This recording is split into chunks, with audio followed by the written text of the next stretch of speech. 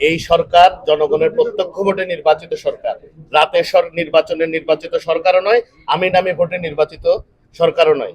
আমরা সকালে মাননীয় প্রধানমন্ত্রীর সাথে বৈঠক করার পরে ওনার সরাসরি নির্দেশনা পেয়ে আমি আজকে এখানে এসেছি এবং আজকেই 1300 মেট্রিক টন, রাঙ্গামাটির জন্য 500 মেট্রিক টন, খাগড়াছড়ি এবং বান্দরবানের জন্য 400 মেট্রিক টন করে ইনিশিয়ালি বরাদ্দ দেওয়া হয়েছে, প্রয়োজন আরো দেওয়া হবে এবং জেলা প্রশাসনকেও অতি শীঘ্রই মাননীয় প্রধানমন্ত্রীর পক্ষ থেকে আরো কিছু আর্থিক অনুদান দেওয়া হবে, যাতে কারণ এখন চাল পর্যাপ্ত আছে, আমার মনে হয় কিছু আর্থিক সাহায্য করতে পারলে সুবিধা হবে, এগুলো দিচ্ছে।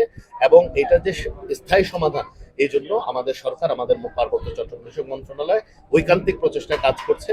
ইনশাল্লাহ আমরা এই অঞ্চলের সকল সমস্যা দূর করে এই অঞ্চলের মানুষের জীবনমান উন্নয়নে আমরা সচেষ্ট থাকব এবং এই অঞ্চলটাতে 12টি জাতিগোষ্ঠী বাঙালি সহ সবাই যেন সম উন্নয়নের অধিকারী হয়, সবার জীবনমানের জন্য সম উন্নয়ন হয়। ইনশাল্লাহ সেই আমাদের মাননীয় প্রধানমন্ত্রী জনাব তারেক রহমানের যে রংধনু জাতি গঠনের যে প্রত্যয়, সেটা আমরা ইনশাল্লাহ বাস্তবায়ন করবো।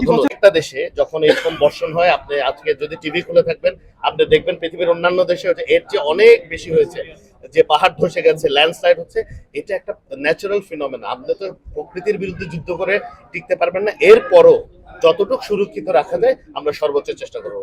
বাংলা কিউআর যেখানে, নগদ পেমেন্ট সেখানে। সারা দেশে 10 লাখেরও বেশি মার্চেন্টে নগদে পেমেন্ট করুন খুব সহজে।